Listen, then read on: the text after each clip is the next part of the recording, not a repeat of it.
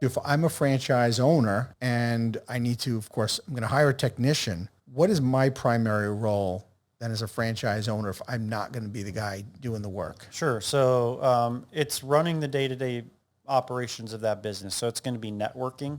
Like for example, we would encourage a franchisee to get involved in the community.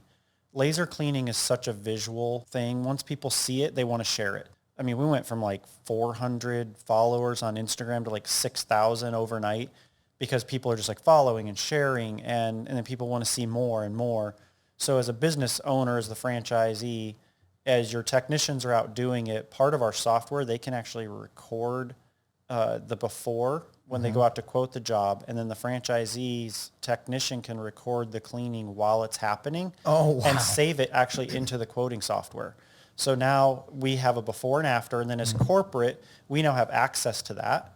And so we can pull those files down and create real posts from all over the country, as we expand.